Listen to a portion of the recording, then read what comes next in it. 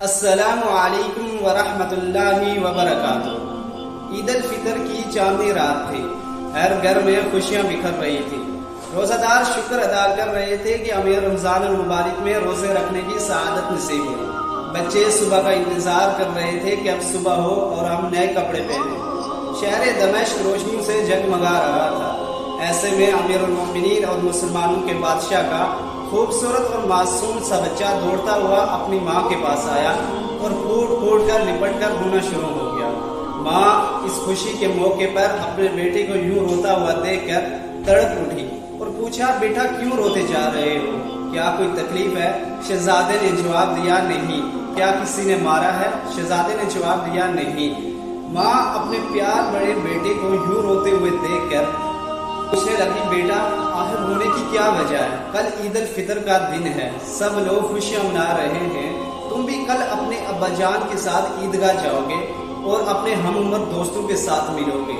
ماں کا بس یہ کہنا ہی تھا کہ بیٹا اور زار و قطار سے رونا شروع ہو گیا اور کہتا ہے، امی جان میں اس وجہ سے رو رہا ہوں، کل عید الفطر کا دن ہے، سب لوگ خوشیاں منا رہے ہیں اور سب بچے اچھے اچھے اور نئے نئے کپڑے پہن کر عیدگاہ جائیں گے، لیکن آپ نے کہا کہ آپ یہی کپڑے دھلوا دیں گی۔ امی جان کیا ہم یہی پرانے کپڑے لگا کر عیدگاہ کی طرف جائیں گے؟ نہیں امی جان، ہم یہ پرانے کپڑے لگا کر عیدگاہ کی طرف نہیں جائیں گے، کیونکہ ہمیں شرم محسوس ہوگی کہ ہم اپنے ابا جان کے ساتھ پرانے کپڑے لگا کر عیدگاہ کی طرف جائیں گے۔ بیٹا اپنا دکھڑا بیان کر کے رونے لگتا ہے۔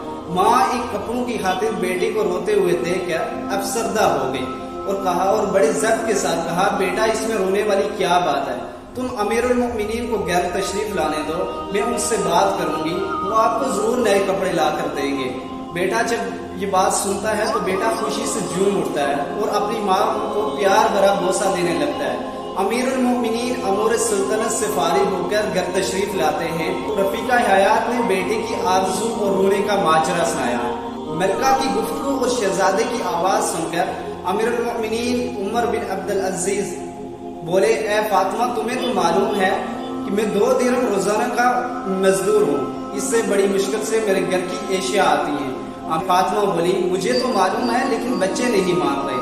امیر المؤمنین عمر بن عبدالعزیز دوبارہ بولے، اے فاطمہ تمہیں گھر میں کوئی قیمتی چیز موجود ہو اس کو فروخت کر کے بچوں کے ضد اور آرزو پوری کر دو۔ فاطمہ بولی، اے عمر بن عبدالعزیز جس دن آپ تخت خلافت پر فائز ہوئے تھے، سب سے پہلے آپ نے گھر کا سب قیمتی مال اور دولت بیت المال میں جمع کروا دیا تھا، تاکہ جو میرے والد نے جو مجھے قیمتی ہار دیا تھا اس کو بھی بیت المال میں جمع کروا دیا تھا اور فرمایا تھا کہ اس مال میں غریبوں اور مسکینوں کا حق ہے۔ اب میرے پاس آپ کی محبت کے سوا کچھ بھی نہیں ہے۔ عمر بن عبدالعزیز نے سر جھکا لیا، بڑی دیر تک سوچتے رہے۔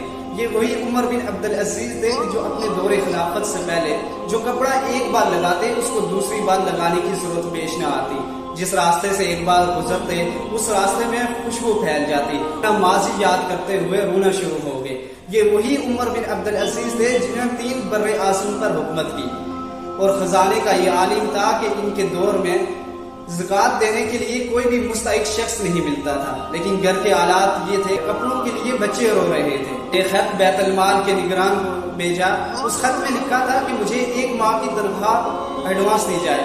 تھوڑی دیر بعد خادم واپس تشریف لاتا ہے، اس کے ہاتھ میں پیسوں کی جگہ خط کا جواب تھا۔ اس خط میں لکھا تھا، اے بادشاہ وقت میں آپ کے حکم کی تعمیل کے لیے تیار ہوں، لیکن آپ کو کیسے یقین ہوا کہ آپ 1 ماہ تک زندہ رہ سکتے ہیں؟ اگر آپ کو یہ یقین نہیں تو کیوں غریبوں اور مسکینوں کے مال کو اپنے ذاتی مفاد کے لیے استعمال کر رہے ہیں؟ عمر بن عبدالعزیز نے جب یہ خط پڑھا ان پر لرزہ طاری ہو گیا، ان کی آنکھوں میں آنسو آ گئے اور دھیمی آواز سے بولے، اے فاطمہ بیت المال کے وزیر خزانہ نے مجھے ہلاکت سے بچا لیا۔ بچے بوڑھے سب نئے کپڑے لگا کر عیدگاہ کی طرف جا رہے تھے۔ عمر بن عبدالعزیز اور ان کے بچے وہی پرانے کپڑے لگا کر عیدگاہ کی طرف جا رہے تھے، لیکن وہ بہت خوش تھے کیونکہ انہیں بادشاہ وقت نے رات کو سمجھایا تھا، جو لوگ اس دنیا میں صبر و شکر کرتے اللہ تعالیٰ قیامت کے دن ان کو نیا لباس پہنائے گا جو کبھی پرانا نہیں ہوگا، وہ خوشی عطا کرے گا جو دائمی ہوگی، جسے کوئی بھی چھین نہیں سکے گا۔ ایک کپڑوں کی خاطر مسلمانوں کا بادشاہ بھی رویا، ملکہ وقت بھی روئی اور ان کے بچے بھی روئے، عمر بن عبد العزیز کا یہ دور ایک ایسا دور تھا کہ اس دور میں ایک بکری اور ایک شیر ایک گھاٹ پر پانی پیا کرتے تھے۔ آج دو مسلمان ایک ساتھ کھانا کھانا گوارا نہیں کرتے۔ اسلامی جمہوریہ پاکستان جو اسلام کے نام پر بننے والے ملک میں اسلام کے ساتھ مذاق کیا جاتا ہے۔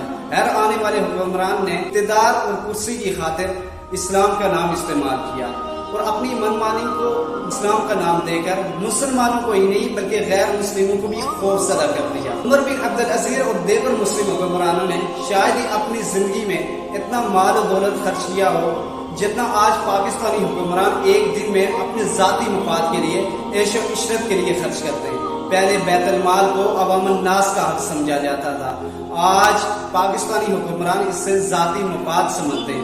جس دیش کے سادہ لوگ انسان وعدوں پہ ہی ڈالے جاتے ہوں اس دیش کے ہر ایک حاکم پر سوال اٹھانا واجب ہے۔ وہ بادشاہ وقت کا دور تھا کہ جب بادشاہ وقت غریب ہوا کرتا تھا، اس کا گھر خالی تھا لیکن عوام کا گھر بھرا ہوا ہوتا تھا۔ لیکن آج کا دور ایک ایسا ہے کہ بادشاہ وقت خزانوں سے بھرے ہیں لیکن عوام خالی ہے۔ اس لیے اپنے پڑوس میں، اپنی فیملی میں، اپنے دوستوں میں ان لوگوں کا ضرور خیال کیجیے تاکہ وہ بھی آپ کے ساتھ عید کی خوشیاں بانٹ سکیں، ان کے بچے خوش ہو سکیں، تاکہ بروز قیامت آپ کو ان چیزوں کا اجر مل سکے۔ وما توفیقی الا باللہ۔